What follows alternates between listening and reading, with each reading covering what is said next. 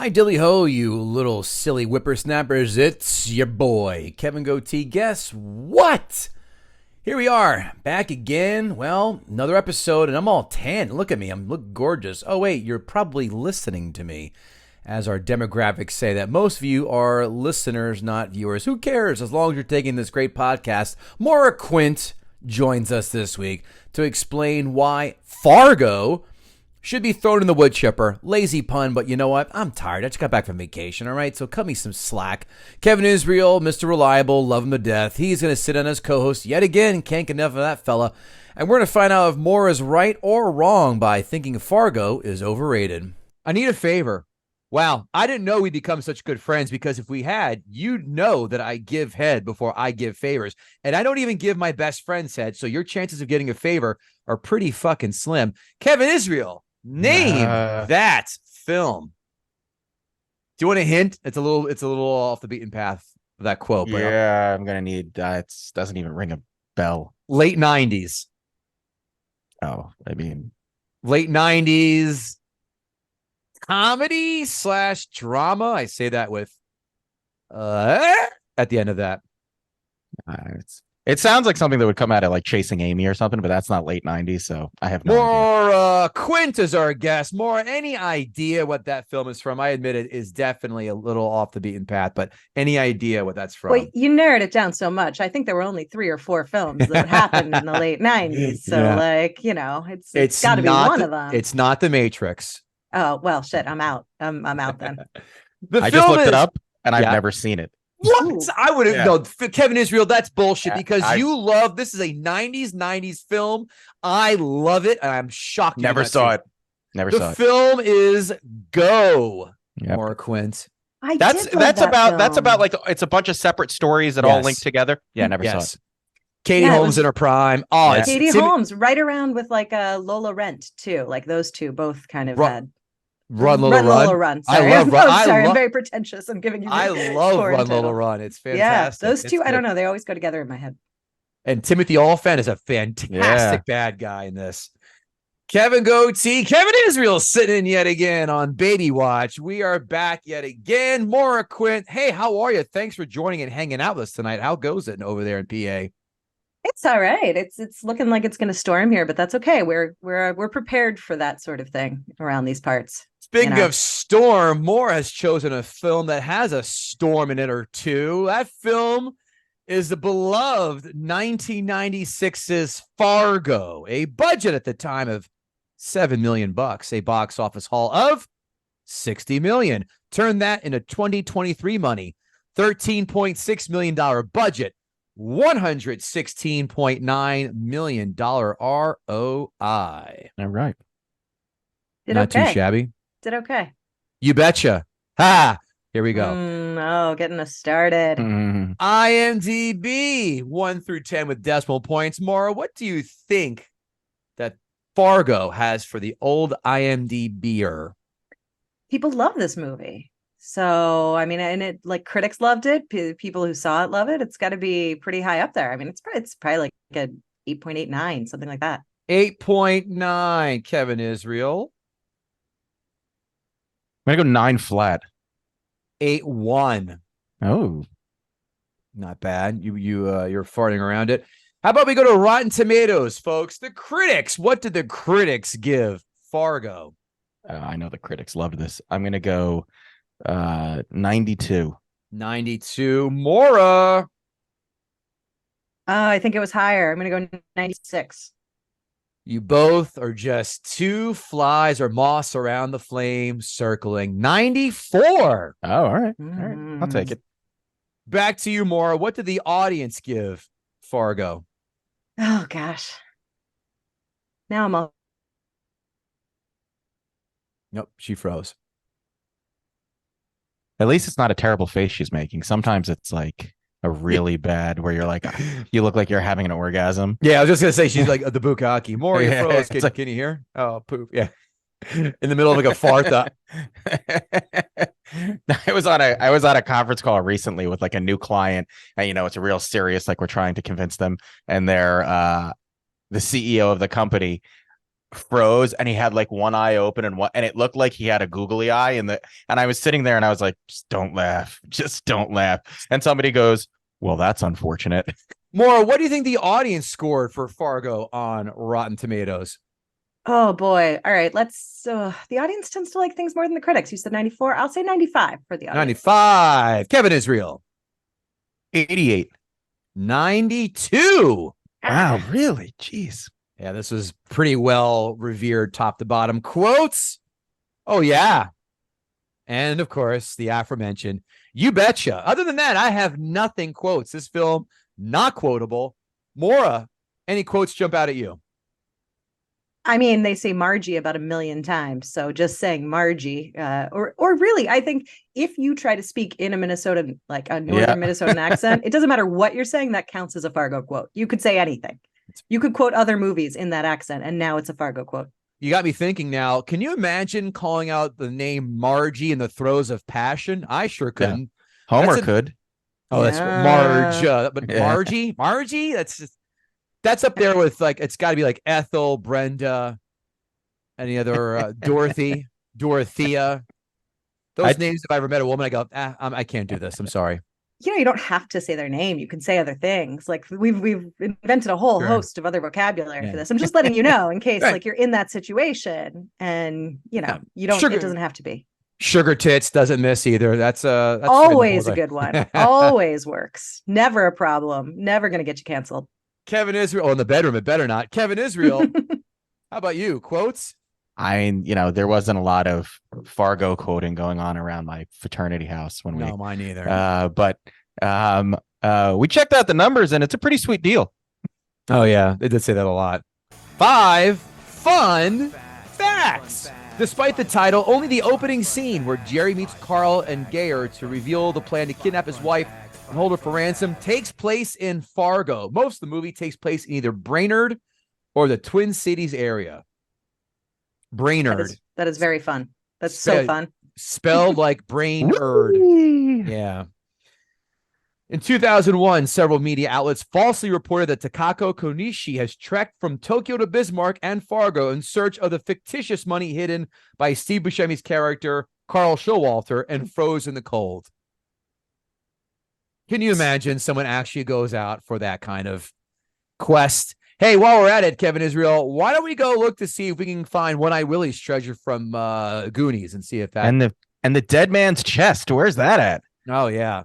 Maybe you guys should record this. This sounds like a great episode. Definitely go treasure hunting. Maybe the Grail and Indiana Jones and the Last Crusade. We have to go travel to the Canyon of the Crescent Moon. That's where we have to go start. Fargo received some understandable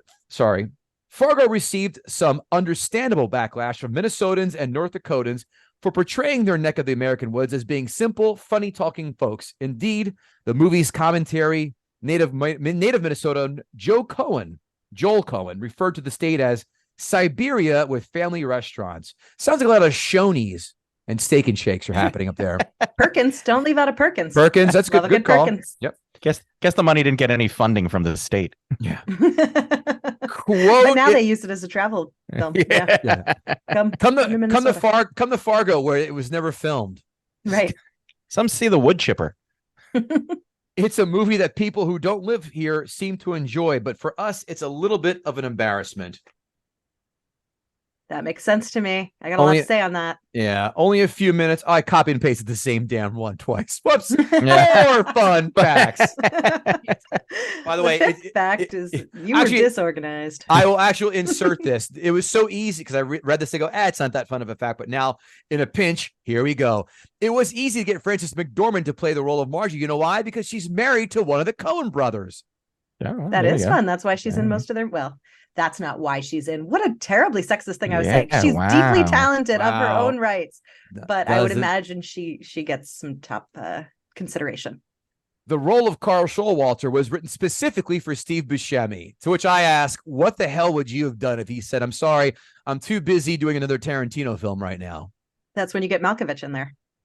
Whoa! What a quick reaction and a fantastic answer. I love that, MQ. That's solid. Let's go to the fans, as we call them, the herd. They have questions for you. Ask a Gutter. At Joe Loves Cam, Joe Doherty, Fargo became a TV show. What is your favorite movie that became a TV show? And he gives a caveat. It can be a reimagining or in the same universe. Favorite movie that became a TV show. It's very well. See, that's tricky. Actually, that wording is tricky because then I don't have to necessarily like the TV show, huh? Like the movie just had to have. Because, for instance, Clueless is a great movie. It became a TV show. I love Clueless. Clueless is fantastic. I'll go with that. But I don't care about the TV show. Yeah, I'm going to stick with that. Fair. Kevin Israel, have you a thought? I guess I would have to go with Buffy the Vampire Slayer. Because I think that's the only show. I was a Buffy fan, so I guess that. And I thought the show was better than the movie, but I never saw the movie, so that's where I felt can't like think of the movie. The movie was very 90s, and I do love all things 90s, but it wasn't a very good movie. I never saw the TV show, and I watched the movie way after the fact to go, well, Christy Swanson, she is delicious, but this film, people love it. I don't get it. I don't have a TV show that became or movie that became a TV show that I like, because when you one generation removed, I think it always sucks. There wasn't any that jumped out at me. I mean, there are a lot of TV shows that became movies that were pretty badass. What do you got? I just looked up a list because I was like, how many times has this been done? You know what's a good one? The Equalizer. Oh wow! And the movies was the third one's coming out. The first movie is great. The first one's fantastic. Second one's third, but it's still Denzel kicking ass. So you know, I will watch the third on Netflix. I also enjoy Cobra Kai. Like, I've liked that TV show. Okay. I don't really care too much about the Karate Kid though, so it's like, it's fine. But Cobra Kai is fun. Cobra Kai, I can't watch anymore. It's just too goddamn ridiculous with all the shenanigans. It absolutely is. Yeah. You have to watch it from that kind of absurd mindset. Like, but it's gotten there's a slate of TV shows where I'm like, I would like to have a drink cliff. and just be like, all right, this is goofy as hell, and I'm just going to turn my brain off and laugh at like nothing. I think during the last season, I look at my wife and I just pause and go, enough. I didn't even watch. The first the first 2 or 3 seasons, I'm like, all right, I'm with it. The first season was gangbusters, but the rest has been hot horse shit. Next, at Nemirovsky, is the Minnesota North Dakota accent the least sexy accent in all of America? If not, which accent has dried more panties? That's a tricky one. I mean, like, I think that might be the case, but at this point there's like a certain type of Southern drawl that I just hear and like I just can feel my rights being taken away from me, so it's like that one kind of turns me off. I have very distinct answers. The answers I know what you're gonna say. I know what you're gonna say. The answers are easy. The first one is Boston without question. The second one is Philadelphia. Oh my god. You're right about the litter. Litter, yeah. Gonna go home and go on the phone and have some chocolate and then have a hoagie and drink some milk. That's because you guys are too close to it, I think. But without having the state pride, like, it's ridiculous, but it's our ridiculous, and I love it. Oh, well, I'm glad you're the one that does that. Next one. Of course, the Alabama horrible Southern. I mean, the Texas drawl is more charming than like an Alabama, Mississippi one. I think the Southern accents are typically more attractive on women than they are on men, because it comes off like cute on a woman. On a guy, it just makes him sound stupid. Right. Like the yokel from Simpsons. And here's one. This is going to hit you more. I'm sorry. I had no idea where you're from. The Pittsburgh Yinzer accent is also terrible. You don't want to go downtown? No. No. I don't want to have a pop either. I don't want to have well, that's anywhere in the Midwest. A grinder. Or a Yinzer. Oh, Yinzers. I love the Yinzers too. I mean, again, just, it's family. I can't hate these groups. I mean, you could, never mind. Too easy. Not going to say it. You're a nice person. You're nice. I love that you still think that. That's wonderful. We'll get there. At Lord Snurts with his predictions, I will give them at the end of the podcast, of course, not to influence ours. You're driving through North Dakota. During the side of a road piss break, you discover the case of money that Carl buried. What do you do? I look around for any wood chippers first and foremost. I mean, like, assess the area. I think I leave that there though. That seems like a cursed amount of money. I think that stays. I feel like it would just, if I carried that home with me, I would be carrying all sorts of things I did not want to invite. A lot of real stupidity. I would look for a tracker in that because I've watched too many movies. Mm-hmm. Then once I did not find a tracker, and I'd finished up my piss, of course, then I would lug that back in the car and never pay to never have to go through Minnesota or North Dakota again. Israel, an answer from you? I would love to say that I would do the same, but I think when I'm really pressed, to be honest, I'd probably call the police. Because after seeing No Country for Old Men, another Coen Brothers movie, it's just like taking found money is just a bad idea. You never know the blood that's attached to it. I think I'd have to call, because I'd spend my whole life looking over my shoulder waiting for somebody to be like, where's the money? Yeah, that sounds exactly right. That makes total sense to me. I have picked up many dollar bills, and I something like 20, 20, 20, Oh. 20, 20, 20, 20. I go, holy shit. And then I found the guy's wallet. I go, oh. Yeah. I mean, a dollar bill, 5, 10, even 20, fine. You find a case with $1 million, something went on. Like, Right. That's not, even at least if it was in a bank bag, I would be like, oh, it fell off of a bank truck. There's no Does that murder. happen? That would be like, No, no but I'm just problem. You saying. just instantly go there. Like, But at yeah, least at least it'd be like there's no like blood trash bags probably. on the freeway. Mhm. Yeah. I would be looking for those, making sure there weren't any dye packs in there or tracers. Again, I watched too many films. That shit's staying with me. I was actually waiting for that when he was going through the money. I was like, there's definitely a dye pack in. See, I'm on the same wavelength. I Next don't know why, one. but my head goes into like horror film. Like I would assume I was inviting in some sort of cursed spirit, like somebody died with that, and now they're haunting the money, and then like I've opened some sort of portal any of that. somewhere. Yeah. I don't know. The only I'm curse. very wary of portals in general. Like I don't want to open those.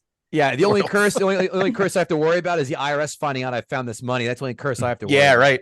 That's it. Guess what? It's in the house. It's locked up in the safe. Last one from Haywood Yablomi. Does anyone else think the guy playing opposite Buscemi looked like a fucked up Bruce Willis? It bothered the shit out of me the first time I saw Fargo. And then, of course, they cut and paste pictures of Bruce Willis from The Fifth Element.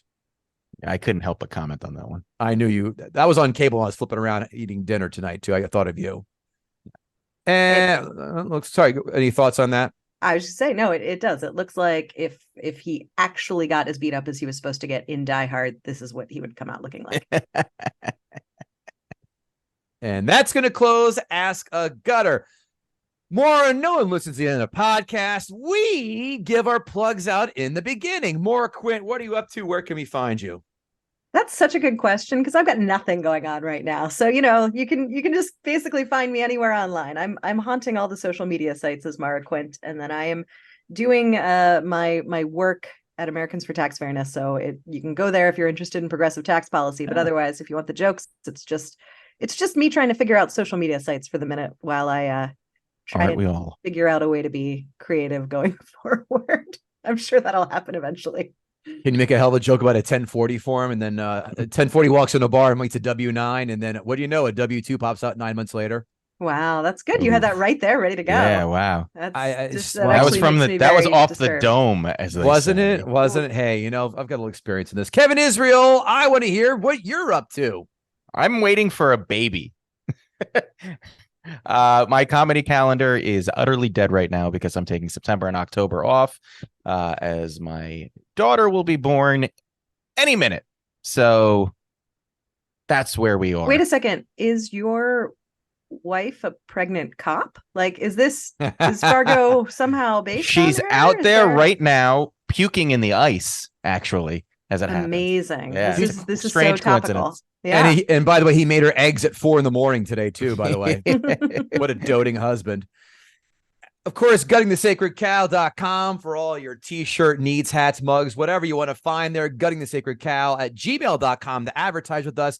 And for the love of Pete, leave us that 5-star rating, 2 or 3 sentence review wherever you hear finer of podcasts. And lastly, no better compliment than a referral, because when all you folks tell your friends, what a funny ass show this is and why it's the best movie review, the movie debate podcast, whatever you want to call it out there. Well, hell, it helps us. It puts a smile on our face. Ear to ear, baby. Kevin Israel, I think it's time that we let Maura strap on the old snowshoes, go out there and see if her can go out there and throw Margie in the old wood chipper and gut. All right. Sacred Cow. Beautiful. All right. I can dive in here. Here we go, Fargo. Here we So go. I did not like Fargo right from the start when I first saw it, but I think partially, I will say right up front, it was immediately hyped up to me. Like everyone just was just going on and on about how great Fargo was. So I think, if I had seen it in different circumstances, if I was like the first person to see this film somewhere, maybe I would have been a little bit more open to it. But like just hearing the sort of gushing nature of it probably made me go in a little bit wary. But I watched it again. Of course, I had to. I'm a good podcast guest. I watched this film more than once just for you guys, which I don't think I've ever done for anyone before. Wow. So yeah, You watched this twice in preparation? I did. I watched That's it twice. never happened before. No, it has not. That is I watched dedication, it- Maura. Yeah. I watched it twice because I wanted to be fully prepared. Look, I enjoy depressed Ansel Adams imagery as much as the next person, but like, first of all, have most of the people watching this never known that you could just like get a picture of black and white picture of snow and just hang it on your wall? Like you don't have to watch this movie for that experience, because I imagine that's primarily what people are taking away. They're going, oh, look, it's pretty and it's snowy and I like living in this sort of like, you can just post that on your walls at any point in time. You don't actually have to watch this film, but I assume that most people are watching it just to like sort of see how long William H. Macy can keep this accent up, or like waiting for them to break. It's just sort of like an enjoyment. But again, is that really worth like an hour and 40 minutes? I mean, like it's a fun 2-minute sketch, but is that an hour and 40 minutes? Plus everything I read on it says, oh, it's a dark comedy. I address that too. Yeah, like okay, sure. I think the word comedy is still in there, right? Like it's like you still are supposed to. Here's how seriously I took this. I looked up dark comedy because I'm like, maybe I don't understand what a dark comedy is. Maybe all this time I've been misinterpreting what dark humor is, because I still thought it was supposed to be funny. No, it is still supposed to be funny. It is right there with gallows humor. I'm not sure where the laughs are in Fargo outside of, haha, look at these stupid people's accent. Isn't it funny to laugh at their voices and the way they speak? Which, like, now we already talked about it. I'm in Pennsylvania. I've got Philadelphia and Pittsburgh right here. Maybe I have a little bit of sensitivity around, like, let's not just get our enjoyment from mocking someone else's accent. Like, it can be cute or fun for a minute or two, but like, is that it? That's the whole of the humor that you're going to sustain, is that they go, you betcha?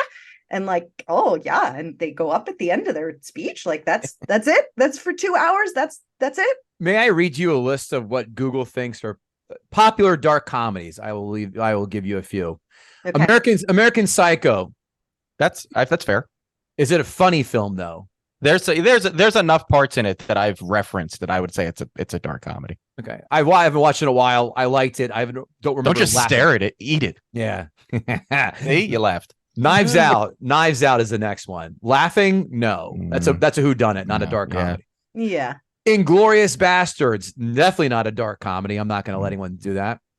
Game Nights. Never saw it. Won't comment. Yes, that's a comedy. I don't know how dark. It's dark at the end, but I don't think it's a dark comedy.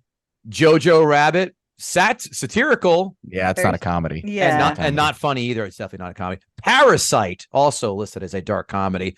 Didn't laugh once. Enjoyed the shit out of it though. Great movie. Yeah, not comedy. Would not call that a dark comedy. No. No, I will give you The Menu. Not laughing either at that one. No, that wasn't funny at all. No. Maybe people just don't understand words. I mean, it's possible. Burn Did After AI Reading. write this? Yeah, right. I never saw it. I haven't either. And they also call The Wolf of Wall Street a dark comedy, which it is not. Not one bit. Not in the least. No, not in any. It is a bio. It's a biopic. I would declare that as. It's some pretty fucking funny parts though. It's funny as hell, and I love it, but it's not a dark comedy. Sorry, See, Maura, I wanted to. No, it's fine. I mean, I looked up like dark humor and stuff, and it was all out of gallows humor. I like wrote down. They were giving lots of lists of like the origins of it, and one of them was this murderer whose name was James French. He was getting killed by electric chair, and he was talking to a reporter before he was executed, and leaned over to the reporter and said, "If I were covering my execution, you know what I'd say in the headline, the newspaper headline? French fries. See ya." That's what he said. French fries. See ya. I'm like, all right, I get it. Give me a good pun in there. It's a joke. Sure. It's a joke. All right. I chuckled. All right. Exactly. So I think that like primarily what we're supposed to laugh at is the Minnesota accent, which that's a little, I'm not sure about that entirely. But also, I really do feel like it's just such an ambient movie and people really enjoy this sort of like snowbound captured thing, which I would get if I watched it in the middle of August and the air conditioning was out. Then I'd be like, this is an amazing movie. I feel cold. This is great. But like, I don't think that all of the audience was just like menopausal women having heat flashes. Like I assume that there was something else, but that would make sense to me because I enjoy that. It's a very, very pretty movie about the cold. But I've heard so many people be like, oh, the Coen brothers, they really understand Minnesota.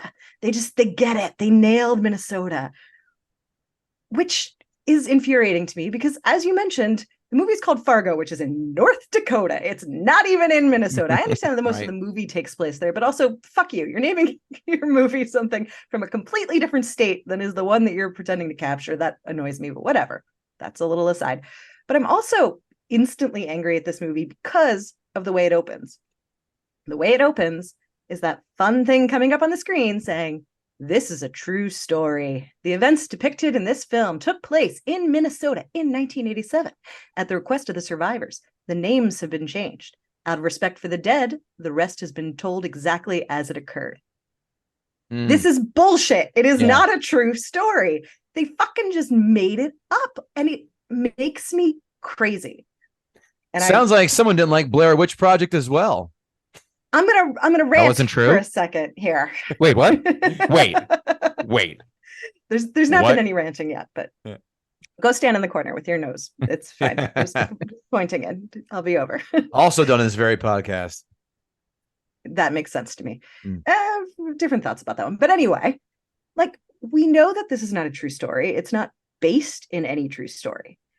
But I think at this point in time, we know that people will sit down and watch absolutely any fucking drivel if you say that it is a true crime thing, right? Like entire podcasts and fortunes have been made off of just going, hey, let's talk about some murders that really happened. You can sacrifice anything. Like people's attentions are instantly in. You don't need a story. You don't need character development. You don't need plot. You don't need anything really. Not really. You just need to like, let's talk through these murders that happen. And people are invested because the moment you say it's a true story, they hear, oh shit, what would I do? This could happen to me. Like they center themselves. They become the main character, right? Like it becomes an internalized, personalized moment of, wow, what if that happened to me? What if someone came up behind me and tried to push me down the stairs? What if I married a guy who paid someone to have me kidnapped and then I had to like run with a bag over my head in the middle of like the northern wilderness away from like psychopaths? What would I have done in that circumstance? Because it becomes like possible. It becomes in the world instantly of the real. And I think that that is a complete cheat. Like I think that you are setting it up to force people to be invested beyond just making a movie.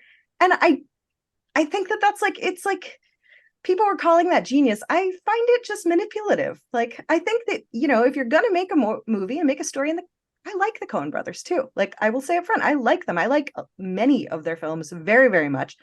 And I hate this film, but I do hate this element of it. I think it is really, really obnoxious and really irritating. And I don't find it genius. I just think it's just playing with people's desire and fascination with death and the worst parts of actual humanity.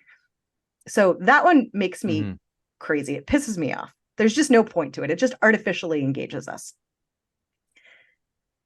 I shall keep going. Please do. Yeah, please do. Okay. All right. Just making sure. Yep. All right. So the other element too is this is a true story thing that like we're basing all of this on the real. Also demands that we suspend some of our disbelief at the more outrageous, ridiculous parts of this. And that includes that, like, the vocal coach said that she was exaggerating. She was working with these actors to exaggerate this accent. So they're not even like, they're already in this sort of parody world of playing with the idea of Minnesota and what Minnesotans are. And if I were from that area, I'd be really fucking annoyed because you're not just parodying it. You're saying, no, this is all true. This happened. This is real. This is how it is up there. This is how these people are. Like, it's so much worse than just being like, well, I lived there, and this is like kind of an exaggeration of some part of my experience. You're saying, no, go right now. You'll see exactly the same. All of the people up there are kind of slow, kind of dumb. They're a lot like cows. So many shots in Fargo are just a moment where we have a shot just of someone chewing, just like cow with cud, just like frozen on, just like, just a blank stare in their eyes. Like, I understand that people can be this way, but like, you're depicting almost everyone in this entire region that they are this way.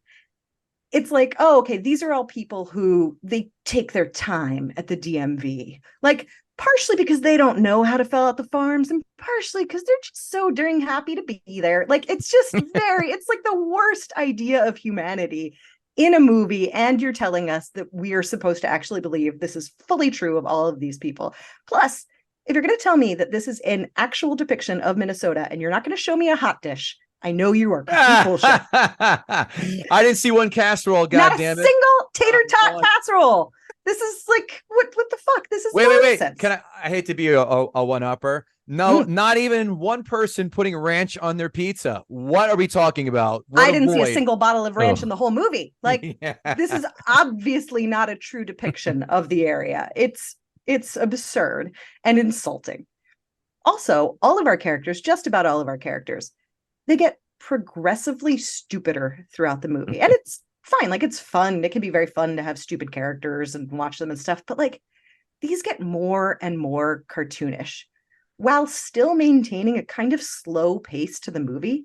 So it's sort of like, it's like if we watched a Roadrunner cartoon, but we were just like, needs more just bleak, desolate, empty space. And then we'll eventually get to the Roadrunner running off that cliff. But like, let's draw it out for 90 minutes. Like, there's a reason those cartoons are just like 90 seconds long. It's like, that's as long as that premise can sustain. But here we're like, no.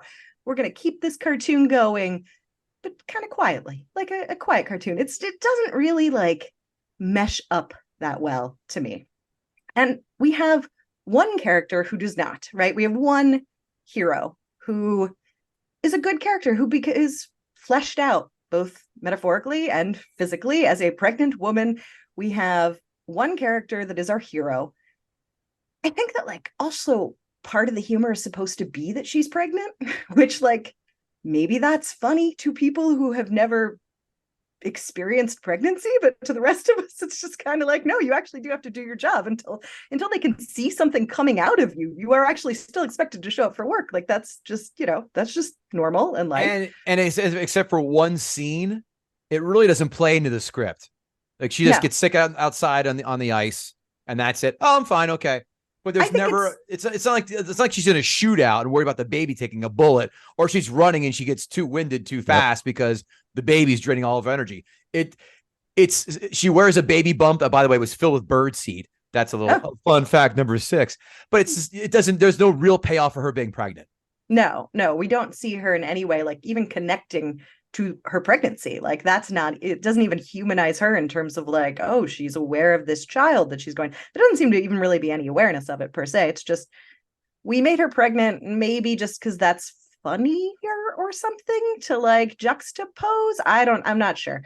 But I mean, okay, great, having a pregnant character, that's fine for the representation, I suppose, but that's about it. But I will say, and I'm sorry, but it's 2023. And this is where I am. I'm sorry. ACAB includes Fargo. Like, I can no longer sit here and be like, I'm rooting for the cop. I'm just past that now. We have to kill our heroes here. And I just can't do it. So that's my general synopsis of problems. Okay. I've got plenty more, but that's the ranting I will do for you all for now. All right. So that's good. That's it with the bow tie. You're done with your argument. I laid down my papers. Yes. Give me a number 1 to 10, Maura Quint. Any number? Are we playing a magic no, we're not playing a guessing game. I'm asking for your score. What's your score of Fargo? 1 to 10, please. 6. 6. Five All right. and a half, 6. Yeah. All right. Kevin Israel, get in that batter's box, son. I'd never seen Fargo before, and it's one of those Really? movies. No, I'd never seen it, and everybody talks about it. I knew that it's all I knew about Fargo was it takes place in Minnesota, and it's funny because I was like, I think this takes place in Minnesota, and my wife was like, Fargo's in North Dakota.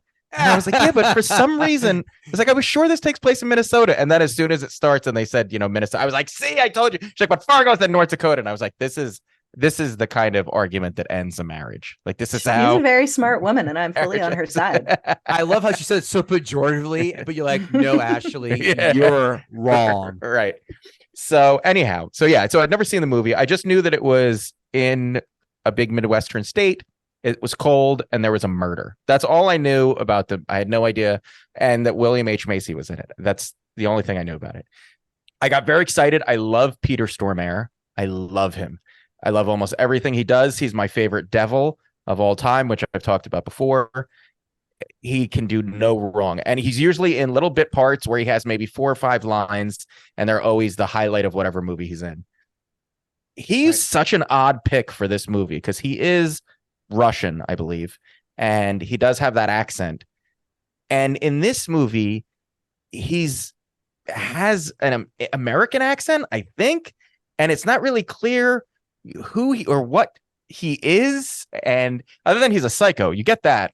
Yeah. But the confusion that I felt about him is kind of how I felt about this whole movie.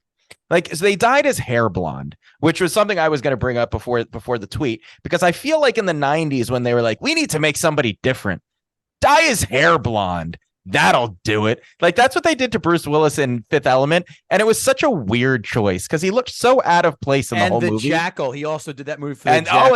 and the Jackal. Yeah, you're right. Wait, but are at least you in saying the that blondes are not terrifying? Because I'm pretty sure they're just universally terrifying. Yeah. Well, right. you hold the goddamn phone, Maura Quint. I take umbrage as a proud blonde member of this establishment.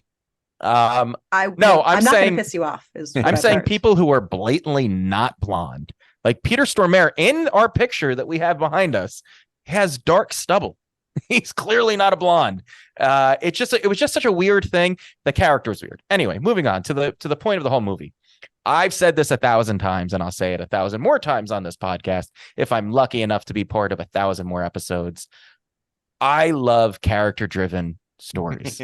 I love when they just feed you detail about characters and people, and you really get into them. I'll watch great characters sit around and eat a bowl of soup as long as you make them really interesting. And this movie is full of some pretty interesting, kind of dull people. The Coen brothers do a really good job of making dull people seem interesting, and they do that here. And to Maura's point, just by amplifying this accent, which unless you're from the 6 states that have that accent, it's ridiculous and outlandish and unsexy. Combine that with the fact that it's in the winter, the freezing winter. Also, winter is very unsexy because you're wearing as many clothes as possible. Combine that with the fact that it was in the late 80s, which was probably the unsexiest time in history. Just looking at it, just look at the cars. I'm a car guy. Look at the cars. Every car looked roughly the same, and they all looked like shit. Like every car they're selling, That's it's true. like, why are they paying $19,000 for that shit box that you could get for $500 today? It's just everything in the movie just looks unattractive and unappealing. But I think that that gives the movie something that gives the movie. So I really, really like, and William H. Macy is a great actor, but I really liked his character in this because you feel his desperation as the movie progresses, and you can feel the tension as everything's closing in on him, and he does such a good job trying to look calm, but you can feel he's dying slowly inside. I was sure he was going to kill himself by the end of the movie, Right. but That's interesting. Maura made a point, and that was going to be kind of the foundation of my whole argument, and I'm actually glad she made it. I went into this movie again knowing nothing about the movie. I'm stupid. So I read the beginning, the preface, and I was like, "Oh, this is a true story." Well, that sets up. You were looking at like Maura said, you look at a story through a completely different lens when you think it's a true story. So I watched it going, this is batshit crazy that this actually happened, but it didn't seem so batshit crazy that it couldn't have happened. Mhm. And because of that, I was able to deal with some of the more tangential plot lines that made no point. Her pregnancy. Why did she have to be pregnant? I assume because the real person was pregnant, and it was just an interesting thing to have that this woman's been out policing while she's very pregnant, and that she's doing all the work while the male cop was just sitting up there drinking his coffee, and she's down on the ground. Look, like I was like, well, a real person did that. That's fascinating that a real person would do that. The entire thing with the Asian gentleman who was her former classmate. I was like, well, that must have really happened. So that's why we have to see this very strange moment in this person's life. And I have to feel racist because I think it's weird that an Asian guy has a Minnesotan accent. And it felt, I mean, I knew you were going to bring that up. That was an easy one. And the whole time I felt like I was watching like two different movies. Like he was talking, but somebody else was talking through his mouth. It just seemed so, but I was like, all right, well, I guess the real person went up with a former classmate who was Asian from Minnesota or that area with that accent. And he hit on her and they had this weird interaction and she was pregnant, but he was still coming on to her, which good for you, dude. You're fucking that desperate. So like all of these plot points that seemed kind of pointless seemed so much more important when I thought it was a true movie. And I even said to my wife, I was like, oh, this is true. And she goes, yeah, it's true. And I was like, oh, okay. So like I got reinforcement that this was true. So I was like, all right. And by the way, my wife works in the entertainment business. So anything she says that has anything to do with movies, I just buy. I just immediately buy. People really believed that. Like that's not on her. And it's not like Blair Witch because obviously that wasn't real, but like it all seemed plausibly real. The movie builds up the tension wonderfully. But the problem is once you find out that it's not true, which I found out literally 42 minutes ago before this started. I was like, I should do some extra research. Maura did more work for this than I did. And I Googled and I Facebooked it. I Wikipedia'd it and I find out it's fucking, they lied. Those pieces of shit. I'm already not the biggest Coen brothers fan of movies. I'll take the Coen brothers over Wes Anderson every day of the week. Every day, all day. But the Coen brothers still have this way of kind of dragging out boring stories or making things duller that are already dull. But I get that that's some people really enjoy that. But once you find out that it's not true, so much of this just loses all of that luster. And because it could have been such, if it's going to be fiction, make it fucking like, why was William H. Macy in all of this debt? Like, what did he do to get in all this trouble? I didn't need to know because it's true. So whatever, he's in it. But it's a story you wrote now and we don't know. Was it to pay off those debts for the cars he was amassing? Was that it? I think no, because I think the cars, those cars that disappeared, one of them was the ones he gave to the guys. Right. So maybe that's what it, but they didn't go out of their way to really explain it. I was just going to say there are a lot of plot points that they do not explain. They just kind of let it be. Like, what the hell are those two hitmen doing together? Like, why? And that was literally going to be my next point. If you're going to, so you make this fucking guy who's a clear psychopath with some interesting background, this disaster, and they have them that they're fucking those girls in the why did that have, like, that wasn't, I don't understand. Like, it just wasn't necessary. So much of this movie wasn't necessary in getting to the point. There was really in the end, it was just like an episode of any other procedural cop show where at the end they're like, we got him. And then they lay back in bed. And it's like, the thing is at the end of every episode, she and her husband lay back in bed and he had a normal day and he had a normal day and she doesn't talk about her crazy day. And that's it. Like, that's really what the movie amounted to.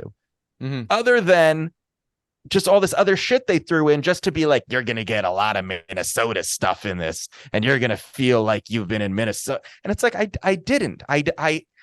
I didn't hate watching the movie. I enjoyed the performances.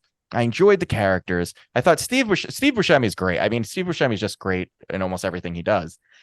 I really liked him. It's great seeing him young and remembering that, oh, he was always weird looking. and I did love the joke that everybody was like, he's funny looking. I don't know. He's just funny looking. Like that was the hardest I probably laughed in this whole comedy, which just this podcast has taught me, and more you tied a bow on it, that nobody understands what a comedy is anymore.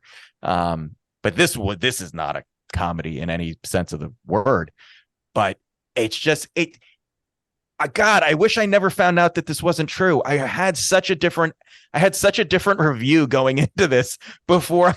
It's really actually pretty funny because I did have a completely different opinion on this movie until I found out it wasn't real. and then once scores for this now. Yeah. Oh, my score completely changed. And it blew my, because I was like, well, you wouldn't lie about that. Like, why would you set up a movie based on a lie? Like a horror movie, I get why you would do that. You need people to go in with this, like, oh my God, it's real. And we didn't have the money to spend on special effects, so we need to scare you in your head. But there was no reason to lie about this other than it's a cheat, which I think is exactly what you said. And it almost feels like shitty writing. Like we wrote a movie and we were like, this isn't very interesting. What if we say it's true? We tell them it's true. And then people will go, well, that's amazing that happened in a wood chipper. I can't believe that. Of course, I believe somebody wrote that bullshit. Yeah, I could write anything. He could have fucking had him eaten by a dragon. Like, who cares? Hey, did you know that Thanos actually did snap his fingers and half the world died? You know what? I'd be more comfortable with all of that. But yeah, so I mean, I don't know. I was not looking forward to watching this movie because, again, I'm not a big Coen Brothers fan. I didn't hate watching it because the whole time I was going through it, I thought it was real. And then this happened. And I almost wish that I didn't look it up. And then Maura was the one to break it to me that it was, but I was like 20 minutes ahead of you. It's disappointing in a way. But I still didn't hate it. I liked the characters. I liked the tension that they built. I thought, why did I just blank on her name? The cop, Frances McDormand. Frances McDormand. She was awesome in this. She did a great job with the accent. But was she best actress good? Like she won the award for? I don't know. Yeah, I don't know what she was up against. I can't remember what she was up against. But that is, I think, most of it, like you're watching three incredibly talented actors in particular, like Frances McDormand, Steve Buscemi, William H. Macy, and they're doing the fun accent. Like, sure, that's and I love William H. Macy. I mean, he's great at being that kind of beat down, sympathetic protagonist. In here, I guess he was kind of the antagonist actually, but whatever. But yeah, it just I don't know. This was such a weird experience finding out right before that it wasn't real, that it wasn't true, that it ruins everything I wanted to say about this movie. But I'll leave with this. I don't know why anybody would live out there. There you go. I just fucking move to one of the coasts. It's so much warmer. I don't know why you'd want 7 months of winter or 8 months of winter. That sounds horribly miserable. And the late 80s, everybody dressed terribly and the couches never looked comfortable. But aside from that, this movie was fine. I'll never watch it again. I'm never going to rush out to be like, oh, we got to watch Fargo again. This movie was the definition of a 5 for me. To answer your question, the best actresses nominated for that year, obviously Frances McDormand, Brenda Blythen from Secrets and Lies. I don't know who she is. I don't know what that movie is. Never heard of it. Diane Keaton in Marvin's Room. I've heard of it. I've never seen it. Kristen Scott Thomas, English Patient, one film that people keep asking to do in this podcast that I will never acquiesce because no one gives a shit if people take down The English Patient. And Emily Watson, who I don't know who that is, and the movie was Breaking the Waves. I've never heard of that. So never heard of it other than English Patient. I've never heard any of those movies. I've heard of Marvin's Room, but to dunk on this is like dunking on 5 Muggsy Bogues if you're Dikembe Mutombo. Yeah, so then I guess she did deserve best actress for this. I guess 5 out of Kevin Israel, and Maura Quint gives it a 6. Well, These notes brought to you by guttingthesacredcow.com and guttingthesacredcow@gmail.com. And please leave us a 5-star rating, 2 or 3 sentence review at GTSC Podcast. Notes. Not that Steve Buscemi is ever in danger of being confused for Channing Tatum, but Christ, he has aged like seafood covered in milk on a hot July afternoon.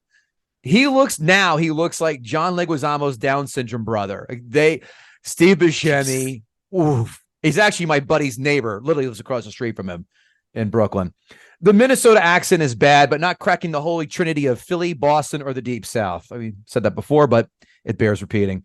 Thank God we did not hear those hookers call out in ecstasy in that Minnesota accent. Oh, God. Oh, yeah. Oh, that's a spot. You go ahead and pull my hair, won't you?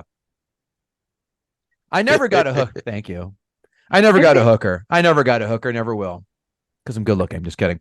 Because, sorry. I can promise you this. If I ever did get a hooker, there would never, ever, ever be TV snuggle time like those two had watching the Tonight Show, for Christ's sakes. If you are on the clock with Kevin Gootee, you are straightening up, doing laundry, or cleaning a bathroom while I am in my refractory period. Not laying there on your ass watching TV. Refractory man. period. Like, everybody listening to this, just pause to Google refractory period. Please do. You'll chuckle even more so when you go, oh, that's what he's talking about. I also introduced tumescent on this podcast. A few people also said that's a nice word. I like a Buscemi and Stormare. I don't even know their names. I'm just going to call them by their actual names. One of them bashes open the back window, but hey, the front door is open. Gotta love those trusting Minnesotans, right? I'm amazed that Peter Stormare goes to the medicine cabinet without any gloves on. I mean, this is 101 shit, fellas. I know. That one killed me. Fastest way to get caught. What a rookie. Did we not have fingerprints in the 80s? I think we did. Oh, yeah. Yeah. When Jerry, that's William H. Macy, calls the police, the TV channel is on static. But his wife was watching a morning show without any problems. Did the kidnappers decide to say, let's fuck up their TV reception as a nice parting gift when taking his wife away? I had a whole thing I was going to, because oh God, I had the most pretentious line that I could ever of thought through this. But if you look at the TVs, there is snow on the TVs dependent on the mental state of who is watching them. So the only people who have very clear TV pictures are the wife in the beginning when she's happy, and our Frances McDormand character. All of the other characters have some, and then it's snowy, but you still see some picture when the psychopath guy is just like, he's already killed the lady and he doesn't have any, because that to him, that's a clearer mental state, right? This is like, and any movie that I can say this type of thing to that can sound like I just came out of an NYU cinema class, like it loses a point there. It's just like, oh, just shut up. Like, I'm annoyed at myself. But, that's so meta. You should be writing a critic's 5-star review on Rotten Tomatoes next. Yeah. Oh, by the way, why try to pay off the cop? Why not just roll the dice? And if you get a ticket for no tags, move along. Then no one's none the wiser. Look, I know this is a catalyst for a plot point, but I go, oh, come on. We can avoid this. By the way, I liked it better in Pulp Fiction when they shot a guy in the head in a car as opposed to this one. This was very little blood for someone getting their head blown open. It looked like he took the top off of a pot and it just poured out. Like a champagne bottle was uncorked. But again, as he starts to get stupider and stupider, his face gets covered with more and more blood throughout the whole movie. I watched it twice in a row, guys. Okay, like it was. You keep your meta points in your stupid heathen tongue. No, I like it. Keep going. I'm teasing. That's very smart. And I sure as shit did not pick up on that. But then again, I didn't watch it twice, so you're better than we are. Yeah, both of us. Yeah. Yes, the old phone, the landline by the bedside that wakes you at 3 a.m. I'm glad those days are long over and those phones can go right to silent. God knows Donna and Greg Gootee sure got their fair share of phone calls late when Kevin was still up around 1:30 in the morning when his friends like, is Kevin there? Guess who bought a second line to their house? Donna and Greg Gootee. Wow. Absolutely no chance I'm making my wife eggs at 3 a.m. That is not my DNA and never will be. Honey, there's a protein bar in the fridge on your way out, or just get something at the airport. The nonstop would have me selling my home or committing clandestine chemical sterilization by putting saltpeter in the water supply of the city if I ever lived in that town. Oh, yeah? You betcha. The cinematography is fantastic. It is truly It's beautiful. Awe-inspiring. Great, but like you said, we can green screen snow in there eventually, right? I'm very proud of this line. I've seen more black people on the 1950s Boston Celtics team than I have in this film, but I understand it's an appropriate cross-section of the city's demographic, so don't go nuts, Bechtel people. It's just the way Minnesota is. Minnesota has a huge African immigrant population, but not in the but not the rural section. Okay, yeah, I haven't broken it down by city, but yeah. Kevin Israel, you missed this joke. I'm gonna repeat it because it was so good. I've seen more black people in the 1950s Boston Celtics than I did in this film. He's been practicing that one. He said it in the mirror a couple of times too, just to make sure he was getting the. Saw more black people in Jaws. Even though this came out in '96, I forgot it was taking place during the 80s. I said, even the fashion and hairstyles for Minnesota are a good decade and a half behind the current times. So yes, that makes sense. Yeah. The days of hitting a TV to get better reception are as obsolete as a landline next to your bed. I still hit them though. Do you really? It's just ingrained in me. When technology fails, I just hit it. I just go to pummeling. Yeah, I'm very abusive towards technology. Even as nice as they are in Minnesota, I'm having a very hard time ingesting how someone can call you at 2 a.m. just to catch up on old times. How she doesn't have a fuck off out of her mouth after 4.2 seconds, mind-blowing. I spit water out of my mouth when Buscemi stole the license plates in the parking lot airport and saw the parking was $4 a day. $24 to park for the week. It costs $24 an hour to park at Newark Airport. By the way, I love Buscemi opening up on that attendant, charging $4 an hour for 30 seconds for a few minutes. He's so right. Adam Carolla calls it the minimum wage mafia. The people who make minimum wage, who have the power to hold up people for their time for money. I was not going, you bet. Yeah, absolutely. Go get him, Steve. Fuck this parking lot attendant guy. The Asian guy with the Minnesota accent is throwing me off like black people with the English Cockney accent. Jesus. I keep look at my watch. I'm like, am I in the what happened here? Did I just get in a DeLorean? By the way, what was the payoff for him meeting up with her besides, dedicating his love for her?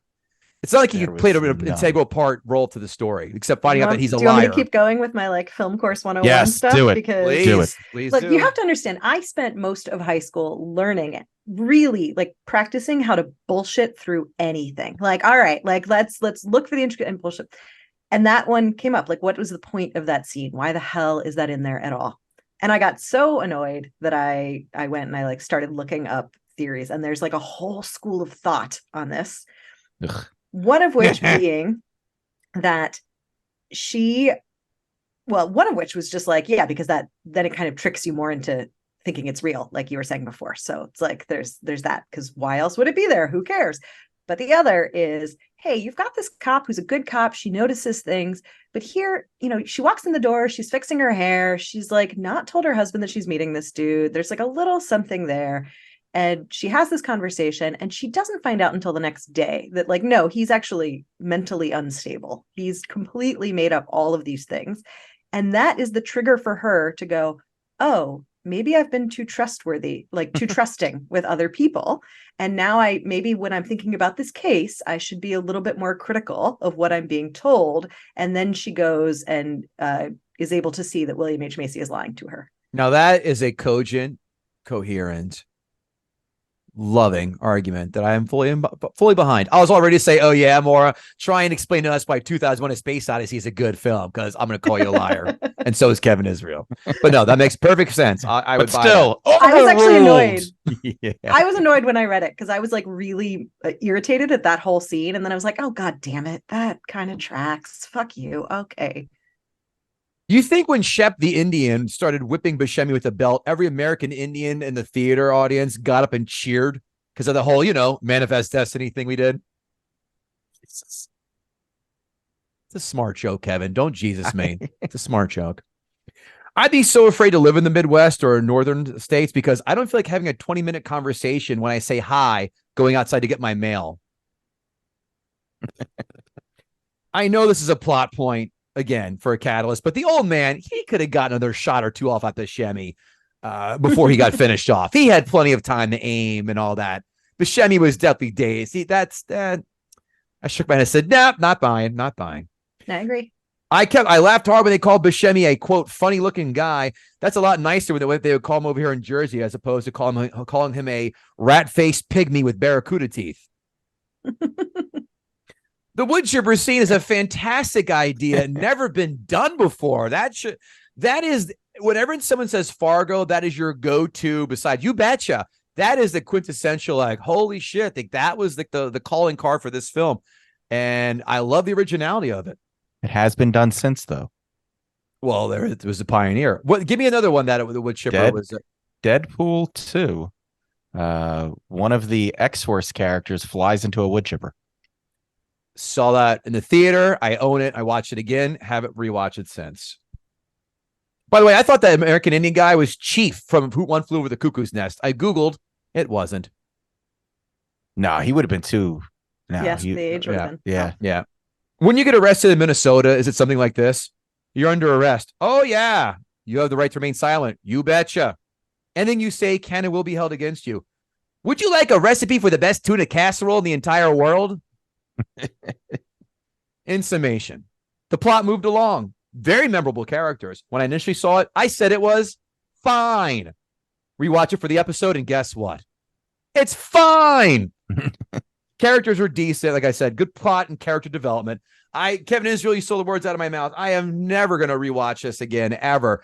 People love the Coen brothers. I am 50-50 with them. I hate the Big Lebowski with a burning passion. Raising Arizona stinks on ice. Stop it. Oh, it's terrible. All right. You liked it? I do like Raising Arizona. Oh, God, it was so boring. This is fine, and No Country for Old Men is good. 6 out of 10. Ooh. Kevin, would you get a 5? And you gave it a 6 as well? What did Lord Snurts give? Because Lord Snurts is the perfect guesser. The prognosticator. He is. He's the one who forged this idea. Fargo score predictions. He has me for a 7. He has Kevin Israel for a 7.5, and Maura, he's got you down for a 4.5. Pretty much on pace for you, Maura. He's got me and Kevin Israel a little. Maura gave it a 6. Yeah, I went high. Oh, you know, I'm sorry. I thought you said 5. I'll take that back. I was in the 5-6 range. Okay.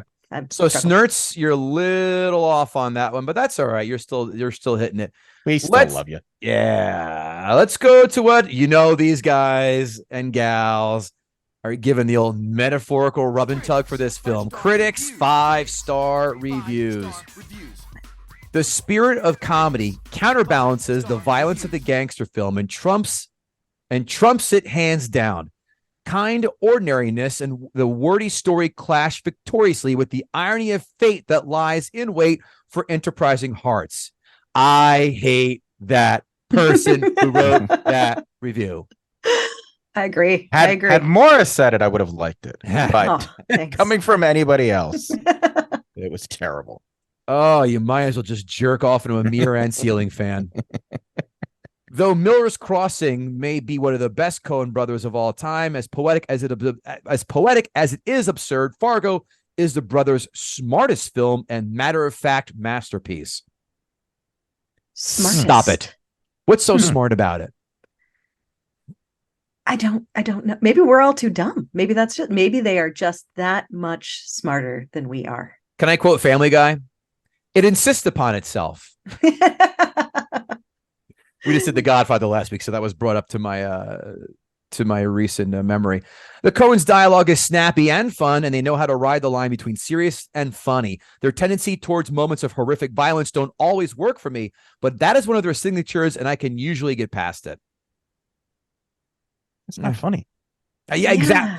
No one's walking out of there with tears running down their eyes going, oh my God, I thought I was going to piss my pants. No. A riveting drama of death, dismemberment, small-town criminality, and exaggerated accents.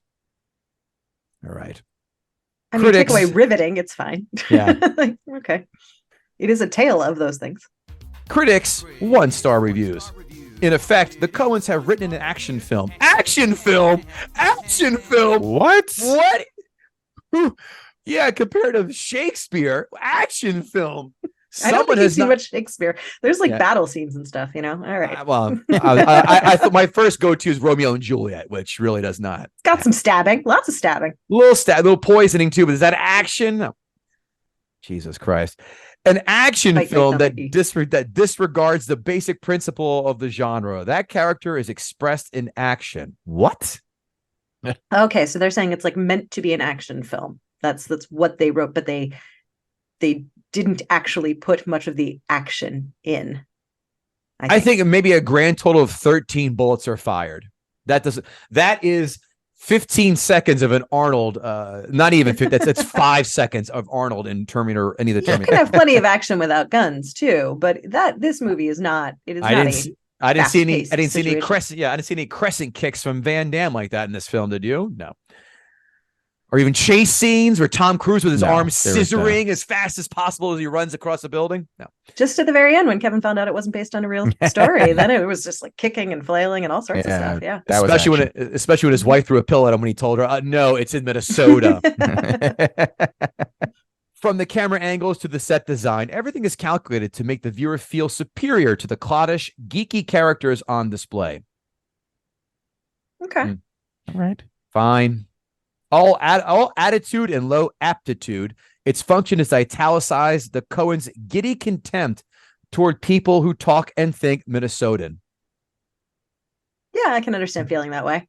Would you ever use the term giddy contempt in your daily encounters? I kind of love it. I might now. Yeah. Giddy contempt. I think that actually summarizes a lot of how I feel a lot of the time. Sounds like a snarky meta punk band. Yeah. I would see them. I would go to that show. Yeah. As long as it's not ska, that's where my line is drawn. No, giddy contempt is clearly not ska. Like that's not. No, it doesn't fit the genre. The danger in portraying characters you consider significantly less interesting than yourself is that too much superiority and not enough affection can lead to a fatal snottiness. Just like that review. Amazon 5-star reviews. This film is a classic and better than the show. You won't be disappointed. Great to watch during snowstorms. Signed, Sam Champion. I mean, Sam is just operating at one very specific level, and good for Sam. It's snowing outside. Let's watch a movie where it snows. Like, all right. Fargo. Cue it up. Uh-huh. Next one. I'm fine with that. Good movie if you like good police women. I was going to make an Angie Dickinson joke here, but I don't know if that was going to resonate. Good police women. Yeah. I didn't know that a lot of people just had that as their specific category. Yeah. That sounds like a bad review for like a cop porn. Like good police woman. Yeah. If this has to be in their Netflix search, and I would demand the authorities be called post haste. If one does not get upset about the F-bomb, you will enjoy this film. It is a bit overused in the place of dialogue. I wonder if the number of awards would have been higher if the screenwriter just tempered his clear fascination with using the F-bomb with such vigor and repetition. It is not really so hard to act if one is just saying it over and over and over again. Well, you get the idea. Other than this annoyance, it is a well done and acted film. Don't let the little kids watch it unless they already use the F-bomb in normal conversation. They're fine with the body and the wood chipper. That's why the little kid shouldn't watch it, not getting shot in the top of the skull. Or in a wood chipper. Look. Or hookers. Sometimes you're going to come across some people who have sex with hookers and then get shoved into a wood chipper. As long as they're keeping their language in the nice side, that's fine. But let's watch our mouths here. Oh my gosh. Call me jaded as a Jersey. We are very jaded, and the F word just flows. I don't remember hearing that many F words that would make me go, wait a minute. No. This is excessive. I can't think of one, actually. Because William H. Macy, he does a bunch of golly gee willikers when he's getting frustrated with the father-in-law trying to get this business deal done, and the business deal being taken from him. He doesn't say like, goddamn, fuck you, whatever. It's just, oh gosh, darn it, I'm so steamed. Like, yeah, it's a good point. Just again, maybe because someone from Minnesota. Oh, yeah, that's hilarious. Again, people get so, but they forget to look at the part where it says R under the rating. I want to clarify some comments that people made below that this movie insinuates Minnesotans. I have lived in Minnesota for many years. This movie is really a Valentine to Minnesota. It has so many in-jokes about Minnesotans beyond the accents, even down to the talk about Honeywell. I guess that's a thermostat company. Yeah. The neighbors talk about the weather and the kind of food that Marge eats at the restaurant. It's really quite brilliant putting in all the idiosyncrasies of that area of the country on the film with only a little bit of exaggeration. Yes, some Minnesotans do talk like that. In doing so, it's laughing with Minnesotans rather than at them and portrays main characters like such as Marge and her husband as loving and kind rather than stupid and shallow. I wonder if Prince and Kirby Puckett had that Minnesota accent. Signed, Jesse Ventura. Okay. Amazon, 1-star reviews.